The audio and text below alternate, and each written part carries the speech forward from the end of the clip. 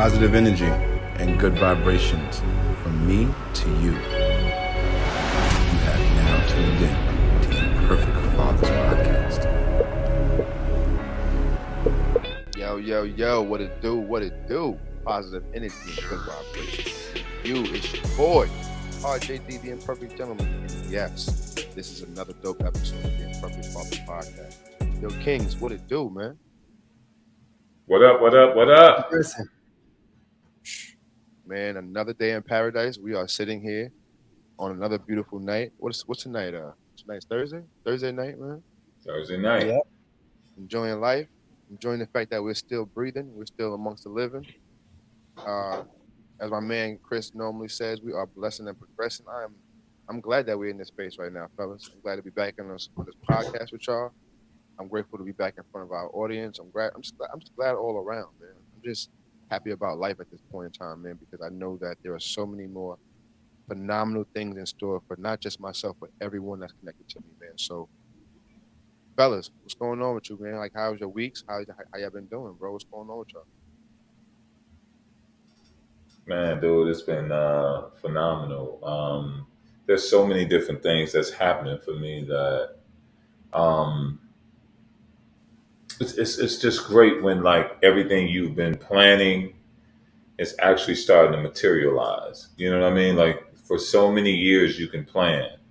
Right. Or for so long you can plan, but then when that plan actually starts to materialize and the fog starts to clear and you actually start seeing that thing manifest right before your eyes, that's the time that I'm in right now and I'm loving it.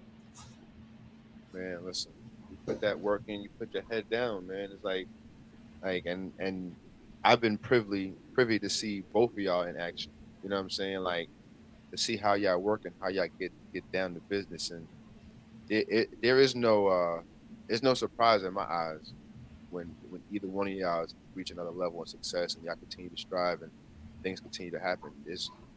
There's no surprise because like I can truly say this, I don't know any other two who work harder.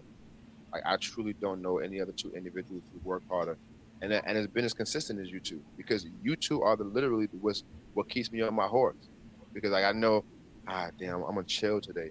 I can't chill. Chris is a freaking machine. I can't chill because Eric is on my ass. Like I can't. Like, you know what I'm saying? So I appreciate y'all, bro. Like whether y'all know it or not, I'm gonna tell y'all more than just in this moment off and online. I'm gonna tell y'all I appreciate y'all because y'all really have helped me elevate in my business, in my personal life, even in my family, man. So keep going because I'm on your ass. Word. I'm on both of y'all ass. That's love. Man, so Chris, bro, what's going on with you, man? What's going on with you in your life for the last couple of weeks? Things have been smooth my way, just blessing and progressing, staying productive, niching down, honing my focus. And to Eric's point, it's just interesting how like things can just start to manifest, and when they start manifesting, it's just like you could plan for something for a long time and then it start happening. You be like, whoa, damn. Like you be kind of shocked a little bit, but then it's just like, there's no point in being shocked when it's like you plan for this, you expected this to happen. So now it's just going from gear 1 to gear 2, you know what I'm saying? So now just picking up a little bit more speed, still not, on highway speed where I'm going 55 miles an hour plus, or that 70 or that good old 80 joint. But I'm not in gear 1 anymore. So I didn't shift it to another gear, and I'm grateful. And actually, when I went to the grand opening for that restaurant, it was for the guy that I was trying to have on the podcast. And I didn't even realize, bro, one, how in tune he was with what I had going. So when I talked to him, he was just like, dude, you walking in your purpose, man. You got to keep going, bro. You on fire with what you got going on right now. And I'm like, damn. So it's like, you don't even really realize the eyes, because if you don't see a person liking or interacting or commenting, you don't even really know that people are in tune. But it's like, I'm like, damn, all right, so niggas is really in tune with what I got going on. And then secondly, it's like this guy's 38 years old and he's just like, oh yeah, you know what I'm saying? I bought this franchise for my wife. This is her dream and all that. But yeah, I retired in 2021. I ain't tell you that. And I'm like, damn, nigga. He was like, no, yeah, I sold my insurance company. A dude made me an offer I couldn't refuse. And I was just like, damn, nigga. He was like, yeah, I'm 39 now, but yeah, my goal was to do it before 40. And I'm just like, dude, like, So that's kind of really where I am right now, just kind of processing that whole experience. One, grateful that he validated that, like in the Bible says, let 2 to 3 be a witness. So it's just like, all right, I look at that as an omen that I am on my right purpose and I am doing the right things at this particular moment. But then also just like a sense of inspiration. It's just like, nigga, boy, got work to do. Got to get to it. That nigga pulled up in his drop top Beamer, nigga. Like Yeah. it was just different, bro. Like Hmm. so, yeah, that's just where I'm at right now. Just driven, turned up, and niggas thought I had a battery in my back before. I'm definitely a little bit more charged now. Ooh, wait, that's scary. That's scary. Yeah, I don't know. Like I know. If this dude is charged up even more than what he normally is, my goodness. I'm gonna have to, Uh-oh. I'm gonna have to go to his office, Eric, and pull him out of his office. You know what I'm saying? Like, if he's any Houston, we more have a charged, problem. I'm trying to tell it, man. But But it was like it was dope because it's not necessarily about like putting in more time. It's about like what you put into the time. It almost goes into like what Magic Mm, Johnson was talking about when he was saying, it takes the same amount of time to make $100 million that it do to make $1 million. It's right, just what you thinking about during that time period. Because he's like, one thing I pride on him, man, his daughter is maybe like 14 or 15 or something. But like, nigga, he's like hardcore in her life. All track meets, nigga. He got her trainer. He be training her all the time. He's at every goddamn thing. Like, and he was like, well, that was in my vision. I was thinking about that, nigga, when I was 20 something when I had her. Like, nigga, when she gets a certain age and she gets involved in certain things, I want to be able to have the income and the freedom to be able, nigga. All right, nigga, yeah, she going to the Junior Olympics in Texas. Okay, yeah, we flying down there, whatever. All right, what girls on her team ain't got the money to go? I can cover, I cover in that. We rocking. Like, all right, so trainer, all right, man, we good. And it's like, that's what he is. Like, he really hardcore. Like, and I'm just like, damn, dude, that, because again, it ain't like he's like spending a whole bunch of time. Like, that nigga is always with his family, bro. Like, always just, so right, I'm like, damn, okay. It ain't about just constantly grinding to be away. It's like, if you are going to do that, you got to have at least the exit plan like he did, where it's like, I joined my insurance company at 23, and nigga, I got out, nigga, about 38, nigga, and I'm on to other shit. right. No, and like it takes that exposure though, for real, because not only did he help you in validate and understand like your content is reaching, but also like he also showed you like yo, I can do this because if he spends as much time as he does with his family and can execute on what he's doing, that means I can do the same thing. You know what I'm saying? And that's what the important thing is, that when we get around people that expose us to new ways of thinking and new ways of even seeing ourselves doing the things, it's game changing, bro. It's game changing because, like I told y'all, like yo, Chris, no BS, bro. I didn't work nowhere near as hard as I do before I met you, bro. mm. I'm gonna be completely honest, bro. That's a I didn't great compliment. That's swear a to great God. compliment. I tell you that all the time because word is born. When I sat around you and seen how you could lock in, bro, like the way you can lock in, it was for me. It was like, oh shit, and I'm over Well, here just hey, Rod, did you see his results as well, though? yeah, I think because I think you're a results driven dude, right? absolutely, So did you see his results as well? Like you saw how hard he worked, yeah. but then the results had to go along with the hard work. You know what I'm Oh, saying? oh yeah, absolutely. And like I can see his fruit. You know what I'm saying? Like this, Mhm. I'm privy to the situation he's in right now. So I know it ain't an easy one. And to be able to manage and do what he's doing, like Mm. without a 9 to 5, bro, like yeah, that's commendable, bro. Like as an individual who's doing the same thing in the mud, understand, like yo, listen, not because see what people don't understand is like yo, he's not sitting in his house office like I am right now. He's not sitting in his home office. Let's talk about it. This man is sitting in an office that he has to pay for outside of his home that he has to maintain. And that you don't maintain that if you don't have a job without some fruit of you working hard, of your labor showing. So absolutely, his results is and he's been proven. He has clients with results. Hmm. I Yo, love that. this gonna be a commercial for you, Chris, and I'm definitely about to listen. Hey, Word. and he sent you the invoice right after this. Like, But I don't want people to misconstrue, you know what I'm saying, what it is. This thing is right by my window at all Right. times. You know what I'm Word. saying? And I don't Fact. know if y'all can see with that thing, walk by faith and uh, not by sight. And Mm, that's what we do over here. Because when I jumped out the ledge, nigga, like you said, it ain't no income. It ain't no, oh, you got another check coming every Friday and all that stuff like that. It's hell no. And the reality, when you said that, I don't want people to misconstrue it like, oh, nigga, he got all the income situation. No, it's literally walking by faith and not by sight. It's literally, nigga, when the money is, nigga, due sometimes, nigga, the shit just appears. But that's what happens when you're walking by faith and not by sight. It ain't just like you always got all the things figured out. It's like, no, you just gonna trust that it will figure out. You trust that it will unfold in a beautiful way. And I've just been right as of yet. And I'm gonna keep on this path. And shoot, the results is crazy, but it's just like we can't expect, like when we have a normal 9 to 5, you just can't expect 9 to 5 things when you're coming from entrepreneurship background out the gate, because at 9 to 5, nigga, them companies might have been around 100 years or 50 years or whatever it is. They got all these other things in place, and it's like you can't do that. Even sometimes, like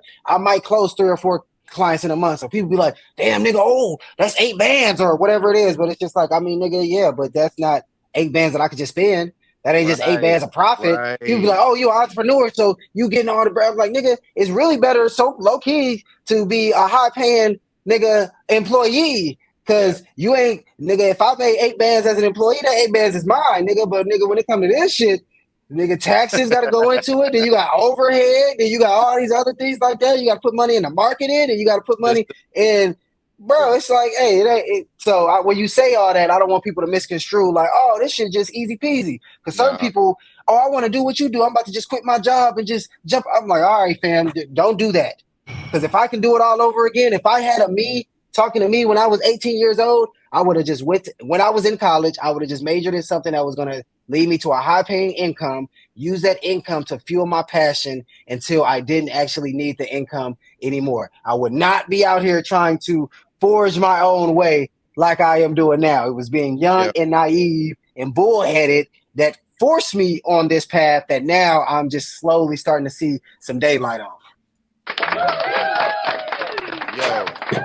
Real rap. but you know what? But you know what though? This is wild though.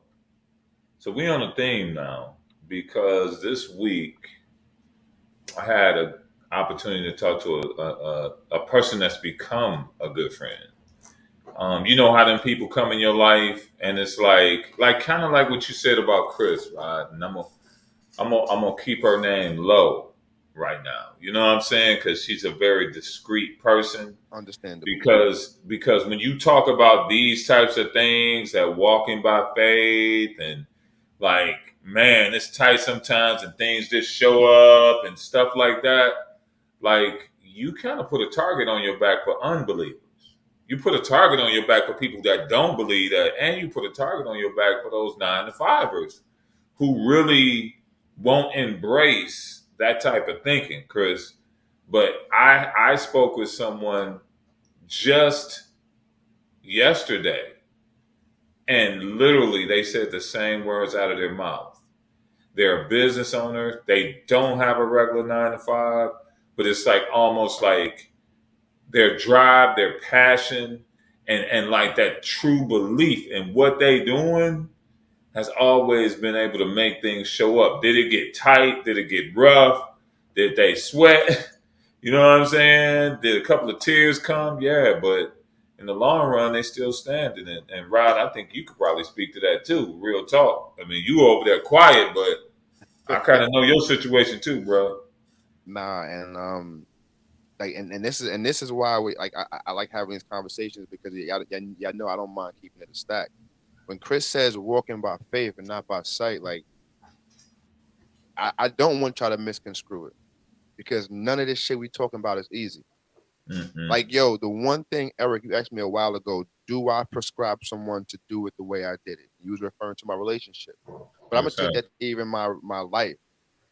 Yo, if Mm-hmm. you don't have the willingness to bang your head, then hell no. Because like Chris said, what I should be doing right now, I should have a 9 to 5 right now.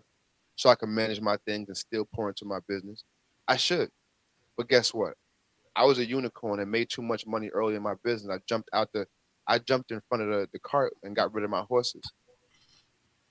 So now I'm out here. Yeah, I'm out here and I'm doing it and I'm making it happen. It's been 3 years that I haven't had a paycheck, that I'm still making it. I'm moving forward. But is it easy? Hell no. Has it been months where there hasn't been no money coming in? Absolutely. But guess what? That faith is like Chris said, for some reason or another, every single time where I'm literally on the edge of doubting and I don't know what's gonna happen next, that next blessing comes in the door. And It's also a caveat to that too. Like it's a huge component that I don't want people to miss, where it's a factor that both of us have. You know what I'm saying? One of it is I personally believe with every fiber of my being that I was created to educate, heal, and empower. facts. So much so that Come if on, any Chris. man was in front of me that really had a desire to change, I would stake my life on it that I can help that man change.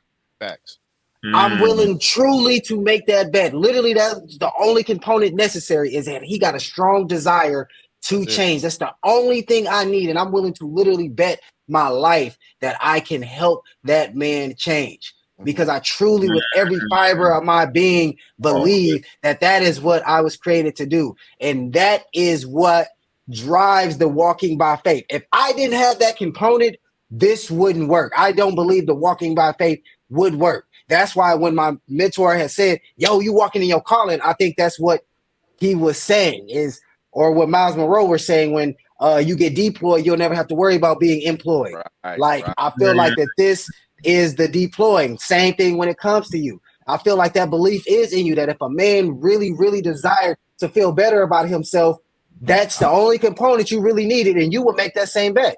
I put my life on the line. Without a shadow I think that's really a key component. Oh, what you did know, you say, Rod? like without a shadow of a doubt, I put my life on the line behind that. Like without no question. Because what I know is if you're willing to do it, what I know I can change. I can help. I know that. Like I know that without a shadow of a doubt, I can help a man believe in himself. There's no question about that because I know what it feels like not to believe in yourself firsthand. You see what I'm saying? So, like to your point, Chris, it's not the fact that we just walking by faith and not by sight. Because remember, the good book also says that faith without works is dead. So yeah, the works is the belief, and I believe in that work without a shadow of my I've staked my life on it. My family is eating off of that promise. Guess what? If I don't fulfill that promise, they don't eat.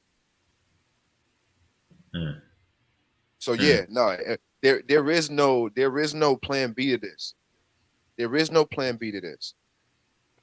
Because also another component to this, not to cut you off, bro, that people are thinking about is that we also don't got, when you got a job, they tell you, oh, to get your paycheck, you do this, and this. Right. You got a set thing of tasks that's the only thing you got to do to get it's not like that in this entrepreneur space. You could have a whole set of things that you think you're going to get done, do all that whole thing, and no income comes. Then what? Like it's a whole set of, then it's just, even outside of that, it's just, you got nobody looking over your shoulder telling you to do things. When you had highlighted my work ethic, one thing I do pride myself on is I work great in autonomy. I don't need to have somebody walking over my back for me to stay productive, for me to do things, but that is something that really you need to have if you're going to be an entrepreneur, because ain't nobody about to make you do a dang thing in this space. Yo, now watch this, Chris, and I'm going to be even more transparent on this call because me and you sat and went through my disc assessment. And shout out to my man Mike Williams. He did a phenomenal job by showing me the breaking it down to me. But you showed me one of my blind spots, Chris, because on my disc assessment it says that in front of people, while people are watching, I'm willing to work, and I go hard. I do whatever it takes to get the job done in front of people while people's eyes are on me. But in my natural state, when there's no one else around, I like off. And it's true. It is so true to the point where, yo, Eric, this week alone, I told Chris, yo, every time he called me and found me, I've been in this office. because my goal now is to work when there's nobody watching me, because I now know that's one of my blind spots. That's one of my weaknesses. So now that I know that, oh, no, I'm not going to sit here and cry and pout about it. No, I'm going to attack that. Because guess what? If I attack that and get better at it, it's proven within these two men sitting in front of me that the more work that I put in when nobody else is watching, the better off I am. Facts. They say we are rewarded in public for what we do in private. Facts. Okay. Facts. So the thing that I hear from the both of you, might as well just make it like almost interview style for both of y'all, since that's kind of how it's going. I like this. This is dope. Take it. Let's get it, E. Right. So would you say that faith is the vehicle, but passion is the gas that powers the car, or the electricity that powers the car? Let's say, let's go ahead and go with the new stuff. Why not? You know what I'm saying? Like, is passion, because both of you guys, like, I noticed your voices raised, your eyes got wider, your necks tensed up. Like, I noticed all those different things when you began to really get into it. Because at first you was like, yeah, it's no joke, da da da. But then when you got into, but man, it's my life. I know I can help somebody. I know I can do these things. Like, you went from, like, you talked this much about the hard times, but then you overtook this thing a little bit right here and just smashed it with all the good and all the passion and all the things that's driving you to do what you do. So is passion like the thing that gives you the power to even believe what you believe and even do what you do? I would say for me, absolutely the passion, but I think my passion comes from the fact of the pain that I felt. Like, you know what I'm saying? Like, knowing that, like, yo, I know what it feels like to really believe like everyone is better than me. Like, I know what that feels like. I know what it feels like to look at everyone outside of yourself and just feel like you're the worst individual on the face of the earth. Like, there's everyone else that you see, no matter what they are, they're better than you. Because truly you don't believe in yourself. I know what that feels like firsthand. Wow, man. So I know what that, and that's one of those pains where even if you was my worst enemy, I would not wish that on you. Because you have nothing. You have no identity. You have no power. You have nothing.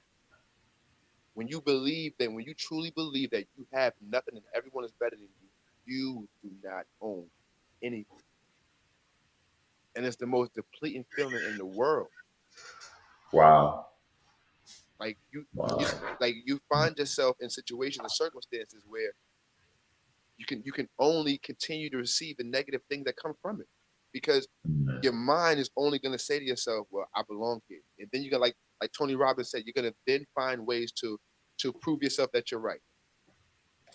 Bro, one of the things that I was reading today, I'm on my studies of cognitive biases. One of the cognitive biases that I was studying today was the inconsistency avoidance tendency that we have. That ties to what Tony Robbins was saying, where the strongest force in the human personality is to remain consistent with how it defines itself. Because of that inconsistency avoidance tendency, if you see yourself in a certain light, naturally and unconsciously, you will try to avoid anything that's inconsistent of that. That's why we got to watch them I am statements. Because if we view ourselves a certain way, then again, you will not act any way that's inconsistent with that particular. But then that's also why we got to watch what we prescribe meaning to, because once we give it meaning, then we do the exact same thing. It's hard for us to see anything that's outside. That's why first impressions play a huge factor. Right. Because we get locked into it, and then we can't see anything inconsistent. Even if it's right in front of us, we'll delete it, we'll distort it, we won't even pay attention to it. So that plays a huge factor when it comes to that. So it's good to, just like you were saying, just being able to shift our mindset, being able to like rise above, look at things from a different way. Because when, to your point, as far as knowing what it feels like, when we were down in that, what we were acting consistent with was a certain image. And now when we're ascending out of it, we got a different image.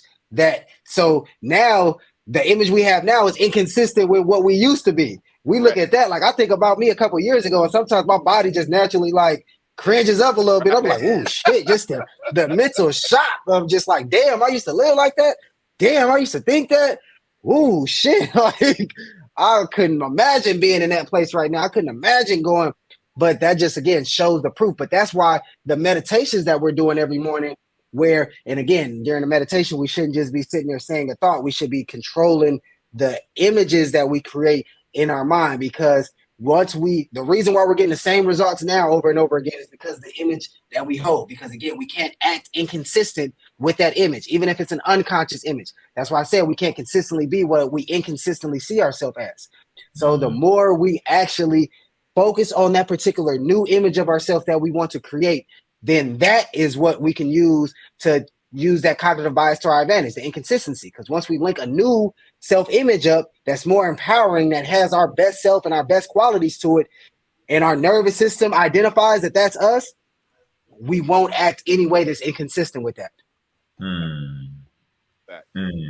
Powerful. And now I'm sitting here and I'm saying to myself, Chris, like, when you said you think back to your old ways and how you used to think, like, bro, I'm even thinking about about a year and change ago, like not even that much further recent, like further long ago, that I truly, like, Eric, and let's be even more vulnerable and transparent right now. Like when you called me, bro, when we first started talking, like I broke down and cried because like he cracked the code.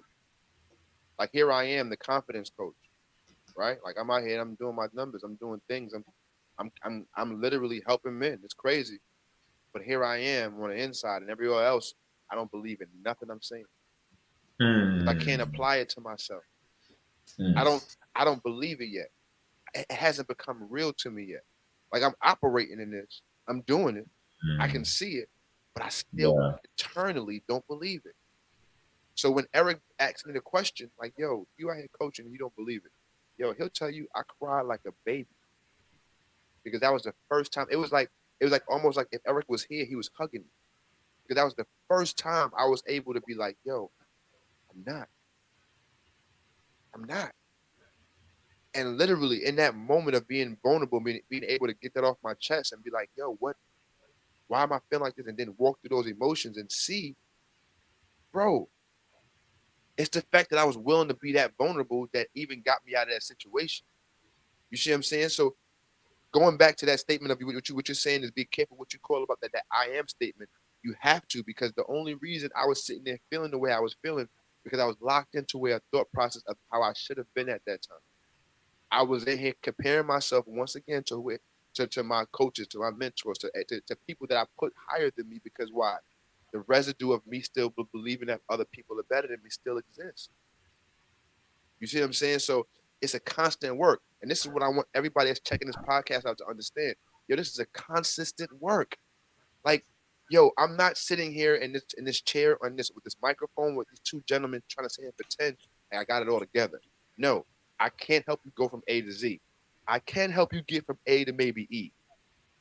Right? Because guess what? I'm still working on this journey.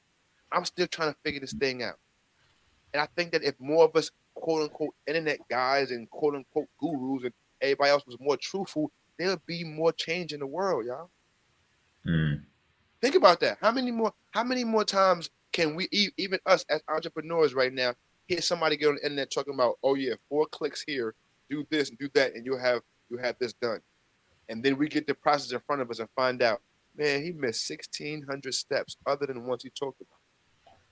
Yeah, in this day and age, man, microwave results, man, are what it's all about. And then you got to also realize the format of social media is what?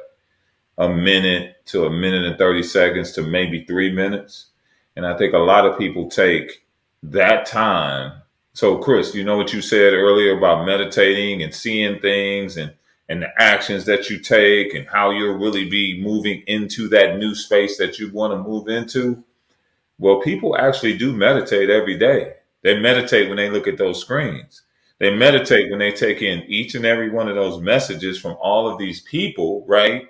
That's feeding all this stuff into them, and they're literally putting that and implementing that into their lives, whether it's conscious or subconscious. So really think about that for a minute, man. It's like so many people are born in it, and that's why I'm very conscious about what I put out there. And I think it's so funny, man. We talked about that just before we got on. Really being serious about what we putting out there, and the content, even though sometimes it may be funny, is very intentional. Right. And man, it's like y'all hitting some serious points, and I don't even know if this is what we supposed to be even talking about tonight. That's what's so wild. Yeah, and like I was sitting here, bro, and I was sitting here flying with it because I'm saying to myself, we was talking about segmenting and talking about what's going. Right. We was going. Look, I'm looking down at the phone like, okay, I typed in everything we said we was gonna talk about, and we ain't none of it. Yo, so what's going on is, and like that's how we operate, y'all. Like, so if y'all don't know and y'all just now checking out with us, it's the first time, yo, do us a favor, like, comment, and subscribe, man, and share this wealth of information, yo, because we're not saying we're all of the wealth, but there's a lot that comes from this podcast, and there's a lot that comes from our hearts and our spirits that we know will help men across this world. This is why we're doing it. We're not just doing it for the sake of doing it, because let me tell y'all something. We have families and individuals that we can have other things to be doing with right now to be sitting on this podcast. But at the end of the day, though, we're doing it because, like I said, there is a message that we have to give out, and we want to help. And we was talking about before the podcast that we want to start segmenting the information and like start talking about different topics during the podcast. And right now, we are smack dab in the middle of a season that all three of us love dearly. We are in the middle of the NBA playoffs. And let me tell y'all something.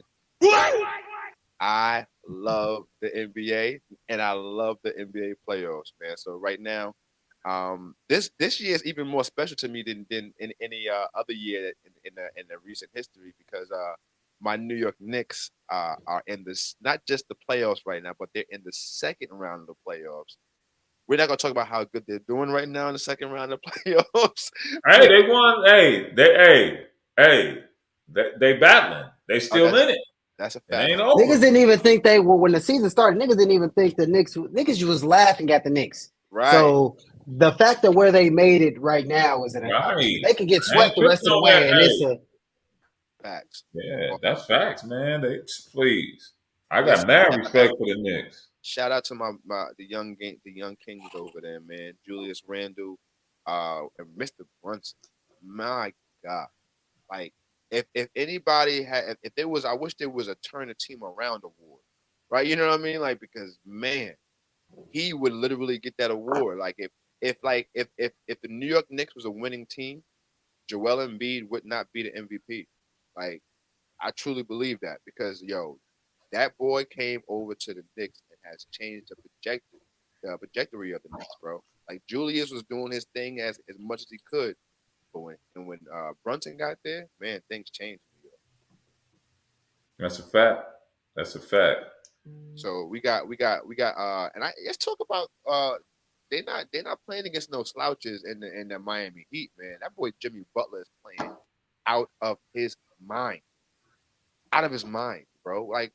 They're talking about there's nobody has been on a scoring tier that he's on, and that's saying something because we're talking about Dwayne Wade, Alonzo Mourning, all the great years of Miami, and talking about there hasn't been a scoring tier that matches the one he's on right now. That's saying something, bro. That's saying a lot, man. Like I take my hat off. I take my hat off to that boy Jimmy Butler because he's one that truly. His whole life story is getting out the mud. Like, you know what I'm saying? Like, Jimmy is the get it out of the mud poster child. Well, bro, you know why you like Jimmy Butler. Quit playing. You know you like him because he played like you. Yeah, he's a dog. He's a dog. He played like you. That's why you like him, Chris. He trying to play and be all nice. You know why you like that brother because, hey, he played like you. Yeah, that's all. Jimmy is a dog, man. And, he don't care who it is. He doesn't respect the person. Is that your Uber Eats, Eric? Yes, it is, gentlemen. And I'm going to excuse myself for a moment because I'm hungry. I'll see you guys in a minute. So you guys continue the conversation. Yeah. We're doing a hard stop at an hour, so it's all good. We wind it down. Yeah. And you know what too? So, oh shoot. So I don't know when we. So we got to stop at 1:10. because we had a 10-minute interval of nonsense. But anyway, yo, he's over there going to get his Uber Eats. He ordered some wine, a case of wine, and some other Uber Eats that he ordered earlier because I guess I tempted him with my wine that I was sipping earlier when we came on the live. But what I was saying, oh yeah, now back to the NBA. So, yo, listen, what do you think about the series, bro? With Golden State in LA, bro. Like, I'm actually like low key shocked of how it's being played out. Like, I'm a LeBron fan. I'm always going to ride with LeBron because like the history that I have. But bro, I'm actually surprised that LA is doing what they're doing to Golden State right now. I'm not necessarily surprised just because, like, the trade deadline, the Lakers made some really good trades. Like the Russell, getting him, D'Angelo Russell, that was a huge pickup. Right. The Reeves guy is playing really well. Absolutely. Anthony Davis is, because you got to think about it. Before Anthony Davis got traded to the Lakers, him and LeBron James were two of the top three players, 3 to 4 players in the actual league. Right. So, but when after Anthony Davis got traded, he just, you know what I'm saying? Like, especially after they won that ring in the bubble, it just seemed like he really just stopped. Like, I don't know if he was just like, oh, like the Jordan Poole effect, like where it's just like, oh, nigga, I'm that nigga, I got a ring. And it just seemed like he ain't really been putting the work in a little bit, and it's starting to show now. Anthony Davis seemed like he went through a little bit of that, but it also seems like now Anthony Davis have heard all the calls of niggas like, hey, bro, this nigga trash, bro. Hey, I'll trade this nigga. Damn, this nigga get injured as soon as Anthony Davis fall on the floor. Everybody like, oh, like, bro. I think after a while he's like, okay, do I want this to be my last contract, or do I want my next contract to just be like, I just read a post. It said, yo, Anthony Davis next contract about to be filled with all types of stipulations. And I think if he don't win a championship now, if he win a championship now, probably be different. But if they get put out and he don't win a championship, oh yeah. And I think he's heard that call. I guarantee you they probably put them out their next game. It's not going 7. I don't think it goes. If it goes 7, I think Warriors got a greater chance of winning. Yo, and that's the thing right there. Like that, and that's the reason why I'm saying I'm kind of shocked the way it's happening, because of last year, yo, the tier that Steph Curry was on last year, it put him in a whole nother stratosphere of basketball play. Yo, last year he went crazy and took the whole team himself to the championship and won that motherfucker last year. Like, you know what I'm saying? Like, so I'm having a hard time betting against that man, bro, because it's like watching what I watched last year. I didn't forget how he literally. But you gotta think about it. One thing that helped Golden State out last year was Golden State was not even in the talks of winning it. Right. So there was no pressure. Right. It was no pressure on Golden State the whole time. Now being defending champs, I think that's what's affecting Jordan Poole. Because again, yeah, I can ball out. Somebody brought this up. I was watching. I can't remember what person said it, but they were like, might have been Keyshawn or Jay Will or Max or one of them. They were saying that last year niggas didn't really know who Jordan Poole was. So yeah, this nigga can come in the playoffs, nigga, and get 30-some games or 25-some games and all that. Because nigga, we don't know. Gilbert Arenas said it. He was like, because nigga, we don't know you. He said, but nigga, now we done had a whole summer to study you because now we know who you are. And you're talking about you're in the next splash, brother. You know, nigga, okay, it took a summer and then we figured you out. Now, okay, bow. Now it's not the Jordan Poole no more. Now you're not as good because it's like niggas didn't know who you were last year really like that. Right. Niggas knew Clay and Steph. Niggas weren't thinking about no Jordan Poole. So now niggas were thinking about you. Nigga, they figured you out. And now you got to be able to figure out around that. And Jordan Poole ain't been able to do that just yet. So that's the thing that scares me about the Warriors now is we're witnessing them experience the pressure. And they ain't got a lot of niggas besides them, that playoff run that they just did. Nigga, none of them have been to the playoffs with the exception of that core. So I don't know, because it's going to depend how Wiggs play, although Wiggs seems like he's been doing real good under pressure. How Jordan Poole plays, Looney seems like he's doing real good under pressure. Klay Thompson got to be way more consistent and all that. But I don't know, man. They ain't got no answer for Anthony Davis. If Anthony Davis get 30 and 21 more game, it's over. They're not just going to be able to do. I told Eric this in private. I'm gonna say it also publicly. I don't care what nobody says. Klay Thompson is not himself, bro. He's not himself, bro. Like you can tell by his movements. Like he never really had a handle, but he did have a 1-2 bop. You understand? He always had he could put it down once or twice and effectively move. But like now he's like a piece of cardboard out there. He could barely move. Everything he's doing right now is so slow and like lethargic. So I'm like, yeah, he can shoot that ball, but it's like at this point, bro, if his shots is not falling, he can't even affect the game in a different way because even now on defense, remember Clay was a lockdown defender. Now he's struggling to stay in front of anybody. So it's like I know that they're shooting for trying to get this championship, but I can definitely say that Klay Thompson is not 100%, bro. Like not I wouldn't even give him 80. But people also got to factor in the fact that this is his first full season back after having those 2 serious injuries that kept him out basically 2 years. And so it's like I'm saying like he should. I don't think he should be out there as much right now. You know what I'm saying? Like just because from the eye test, I don't know how he feels physically, obviously, but from my eye test, is like, bro, he's struggling. Like he's lumbering, right? And as athletes, you know, when somebody say they're lumbering, it's like, bro, he's pulling himself down that court. And I'm like, yo, like really, like if he's not hitting his shots, is he effective now at this point? I think you got to keep a Klay out there just because at any point in time the nigga could drop 60. Like you just, Klay is one of them niggas where it's just the nigga dropped 60 points and dribbled the ball like 7 times throughout the whole game. Yeah, it's just like at that point in time, shit. If you can do some shit like that. But once again, that was Klay with a mobile Klay. But that didn't require Klay to have to. That just literally required me to have to just catch and shoot. So if I can get back to that, I ain't gotta beat a nigga off the dribble. I ain't gotta tire a nigga like Steph and run around and do all that. That was only predicated off of his movement, though. Is what I'm saying. Like Klay gets his shots off only because of how well he runs without the ball. Like Klay and Steph, what people don't talk about is their ability to run routes. Like that's the reason why their shots are so open. Like they don't just like their movements, especially not Klay. His movements is based upon like he runs phenomenal routes to the point where they're timed down to the step, plant, and cut. You understand what I'm saying? Like when they run off screens, like they're literally rubbing shoulders and doing all those things. So what I'm looking at in the movement of Klay, like he don't have the ability right now to even run those screens the way he normally runs them. That's what I'm saying from the eye test. I'm looking at him I'm like, yo, you're a shell of yourself right now. And at this point, yeah, like you don't want to miss the fireworks that he could bring. But man, when LA got them wings going hard and coming down crashing, man, the young bull, what was his name? The young one that came out of nowhere and won that last game for LA. Walker the 5th or 4th or something like that. Yo, he cooked Klay. They was trying to find somebody to put on him. And I'm saying to myself, listen, yeah, Walker's dope. He can move. But yo, we know Klay can lock up. So just knowing what I know about Klay Thompson, I'm just saying to myself as a coach, and I know they know it.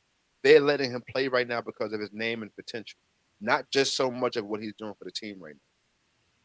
Well, one of the things that's happening to Klay, and Rod, you just brought it up.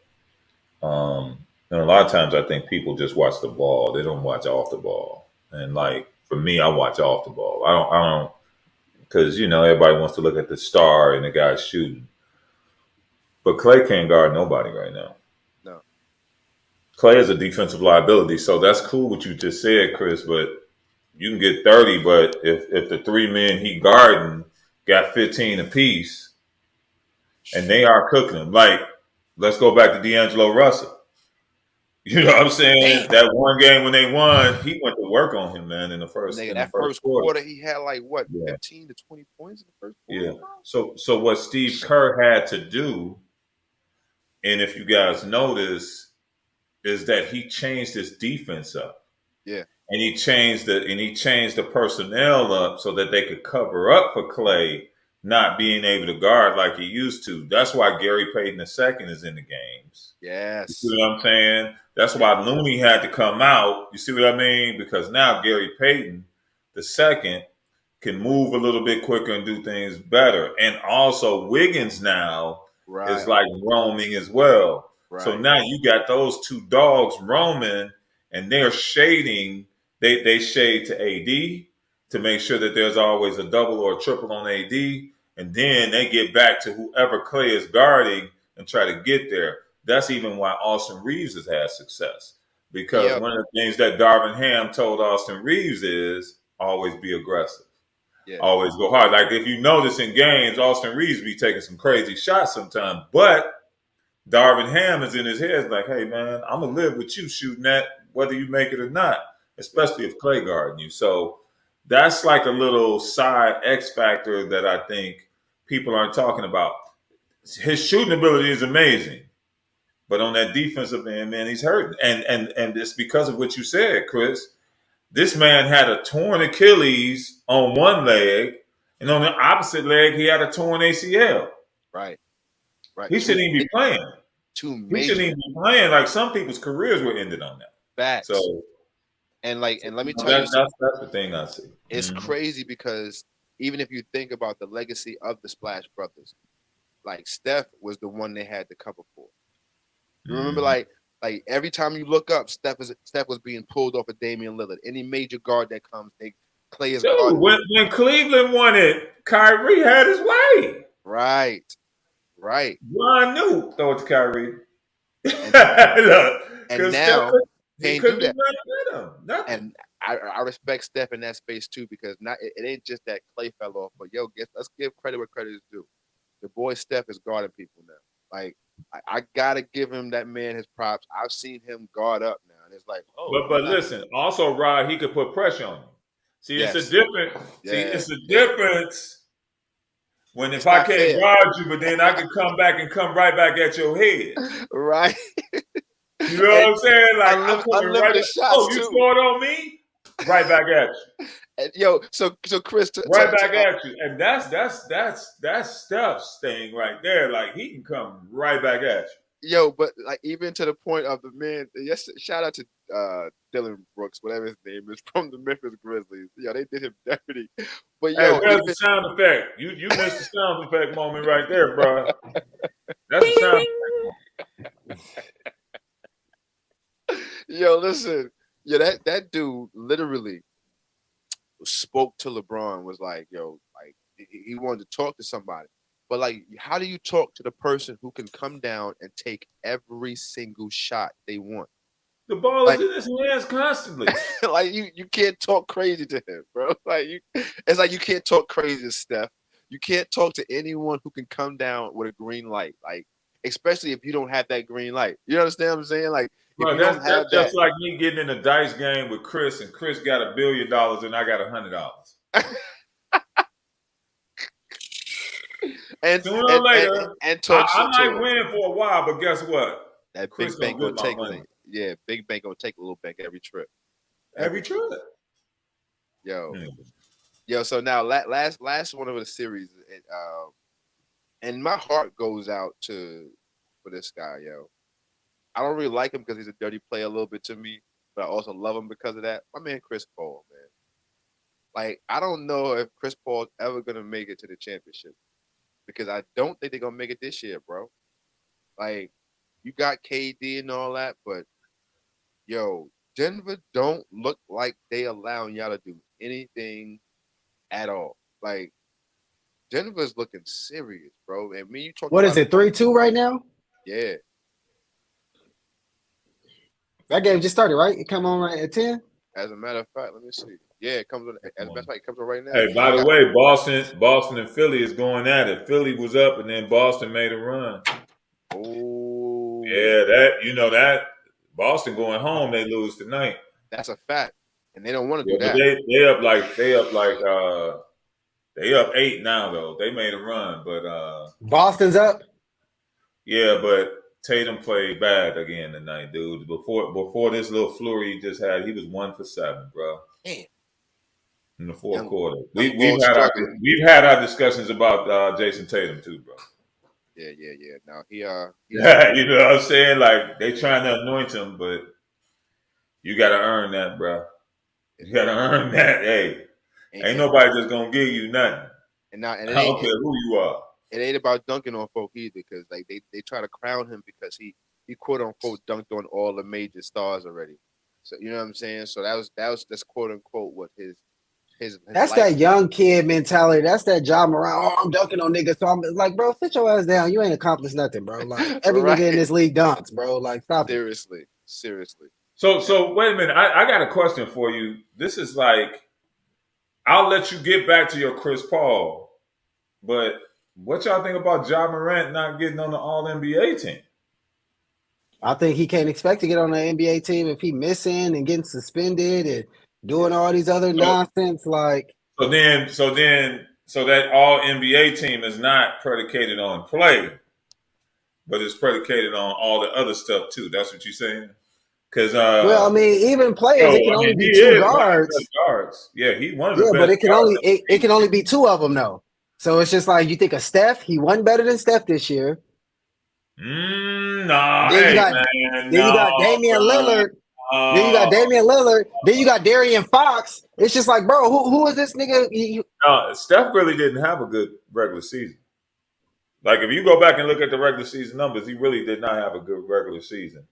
Lillard made second team. But if you look at the consistency of this mark, and let me give y'all a stat. That dude put up numbers this year that only 5 people in the history of the NBA put up as a guard. In points, rebounds, and assists. 5 in the history of the game. 5. So let's throw that on the table. Now, what? You know what I'm saying? Like, think about it. It's just like any other job. Like you do stuff that affects your. It's just like you get penalized for that. So it ain't just about just talent. It's like that's normal. That's normal life. So I'm just but hey, I'm throwing it out there. So don't say they were playing better than them, Chris. No, they wasn't. Nah. I don't know. I would still argue. Damian Lillard was going crazy. Like Damian Lillard's more reliable. Damian Lillard is more like hey, bro. Ja Morant just got talent, but talent is electricity without being harnessed. That shit's just dangerous. Yeah, it got the potential to be power, but if you ain't harnessing and challenging that, right, that don't mean nothing. That's how Ja Morant is. Unless he get his shit together, that nigga could be a Derrick Rose. He's one injury away from being a Derrick Rose. 5 years from now, niggas ain't talking about that nigga no more. I'm just talking about this past season. Yeah, but so let's talk about this past season. So, yes, he had the hiccup. But let's roll back before the hiccup. They was literally one in the West. They actually beat Denver. They actually split with Denver. So they was right there. The thing that messed them up was his mess up. But I'm not exactly. Like, if I went strictly on the court, I'm sorry, bro. Like Rod, if somebody in New York, it was some idiots out there, but man, when they hit that court, it was over. We know this with the MVP race that it ain't about just strictly performance on the court. But it's always other factors. I'm looking at league leaders, bro. Like Morant he didn't lead anything this year. Like, he's not even in the top 5 in these percentages. Not in steals. No, but I'm talking about across the board, everything he did. Because he's not even in the top 5 in none of the stat marks. And I'm even going by guards. What he's probably saying is if you add the total points, the total assists, the total steals, rebounds, assists. Okay. If you add it all together, that number. I'm talking about affecting the entire game. Got you. Okay, I got you. But that's what I'm saying why it doesn't matter because he's not leading in any of those. But I guarantee you Steph is probably leading in one of those, or Damian Lillard is probably leading in one of those, or Darian Fox is probably leading in one of those. Those are hitting on the league of the assist leader and Trae Young. Like Trae Young is so then Jason Kidd really didn't have an effect on the game, huh? Jason Kidd was never in the top 5 in scoring. Nah, but that's what I'm saying. His assist numbers made him who he is. But that's what I'm saying. He affected assists and rebounds. But I'm looking right now. Even right now, Ja Morant not even the top 10 in assists. Well, if who was the point guard that won the All NBA? I need to find that. I need to find that stat. What point guards won All NBA? All right, All NBA. Let me get to that. Hold on. Just go to the front of the page.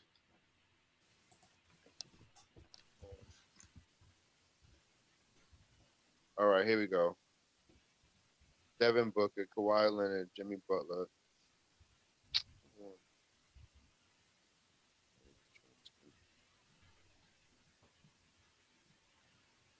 I want to see that. Oh, shoot, we about to go past the time limit, y'all. Yo, listen. So we got hard cutoff time because editing kicks my ass, and plus we got things we got to do. Check this out. This week's podcast, I really enjoyed this conversation because we went somewhere in complete flow of conversation, and we did get a little chat about the NBA. We get a little talking what's going on. But at the end of the day, I enjoyed the fact that we had this conversation, get this opportunity to build again and be amongst each other and do what we need to do. And before we get up out of here, I do want to say that this podcast has been something that has blessed me over the years, and it's now coming to its third year, bro. This Father's Day is 3 years that I've been doing this podcast. So to have everything happening right now, the way it's happening, to have y'all in the space, bro, I'm excited. I'm happy. And I know that for a fact that where we heading right now is exactly where we need to be headed, because what did I say in the chat? Like, this is for the men who are looking to heal and transition confidently, especially when you got the master of change, the healing coach, and the confidence coach all on one podcast. So, fellas, before we get up out of here, I figured I'd throw that in there, give it a little sauce, put a little extra sauce on the show, let everybody know what we're doing, how we're revamping things around here, and just letting everybody know what we're doing, what we got going on. So, fellas, before we get up out of here, give your last word to these peoples, man. Go ahead, Chris. Last words is the first team was Luka and Shea Gilgeous-Alexander. Ja definitely ain't over any of them. You know what I'm saying? And then the second team is Steph Curry and Donovan Mitchell. And arguably Ja ain't over either one of them. Like, my nigga Donovan definitely dropped 71 this year. We can't sleep on him going crazy like that. Like, Shea damn near average 30. We can't, you know what I'm saying, slip on him going crazy like that. Luka is Luka. You know what I'm saying? And Steph is Steph. So it's just like, yeah. Ja just got to show up and be a champion, in the words of Eric Thomas. Are you done? I am. Are you done? What you got, E? What you got to get back? Come on, dog. I always got something in the bag. Number one, Luka ain't even in playoffs. That don't mean that. Neither is Ja right now. That means everything. Neither is Ja. Wait. Stop. No, stop. He was. Now let's go to Ja's number. Stop for a second. Let's go to Ja's number. I'm going to give you his raw numbers because he's talking about he ain't in the top 5. 26 points a game, 6 rebounds, 9 assists. All these niggas that we named scored more than him. I have nothing else to say. But everybody we named scored more than him. Look, I have nothing. No, why you cut me? I ain't cut you off. Stop. You did. You said, "Are you done?" I didn't cut you off. I said, "Are you done?" He was like, "Yeah." I need to give my argument. So you can't talk over mine because then 26 points a game. What else you got? 6 rebounds, 9 assists. Oh, right.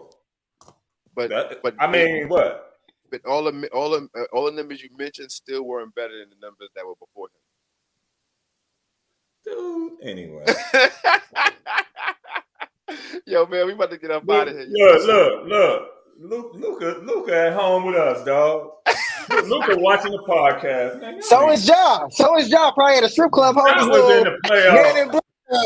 He's trying to hold his little Man in Black out in the playoffs. Stop it. See, now you come on, dog. He was in the playoffs. Chris, that's why you grinning. Stop grinning. Yo, that nigga at home. That nigga at, hey, what did Toretto say in the first Fast and Furious? It don't matter whether you lose by an inch or a mile. Losing is losing. That nigga Ja is at home with Luka. Like, them niggas are both. No, but get this. Everybody you named is at home. Yep. Yeah, Except Steph. Yeah. But he about to be.